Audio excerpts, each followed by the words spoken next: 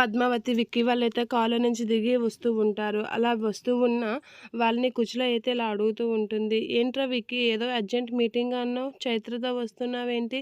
మీటింగ్‌కి వెళ్ళలేదా?" అనైతే కుచల అడుగుతూ ఉంటుంది. కుచిల ఆడిన మాటలకైతే విక్కీ ఇలా అంటాడు. చైత్ర అబార్షన్ చేసుకోవడానికి హాస్పిటల్‌కి వెళ్ళింది.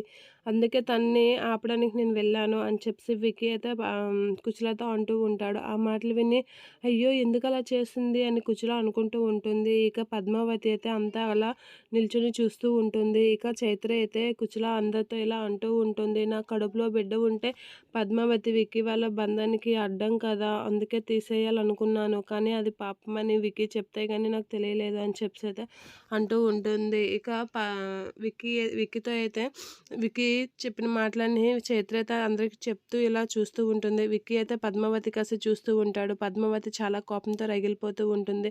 అదే టైంలో చైత్ర కళ్ళు తిరిగి పడిపోతూ ఉంటుంది. అలా పడిపోతున్న చైత్రని విక్కీ పట్టుకొని చైత్ర చైత్ర అని పిలుస్తూ ఉంటాడు. అయినా చైత్ర లెగ్గకపోవడంతో విక్కీ అయితే పట్టుకొని ఎత్తుకోవడానికైతే ట్రై చేస్తూ ఉంటాడు. అది చూసి పద్మావతి చాలా ఫీల్ అవుతూ ఉంటుంది.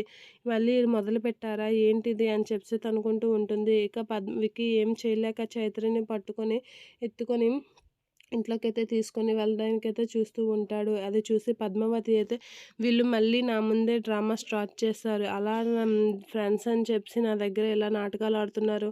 నేనే వీళ్ళని అర్థం చేసుకోలేకపోతున్నానా అని చెప్పి పద్మావతి అయితే చాలా బాధపడుతూ ఉంటుంది విక్కీ విషయంలో.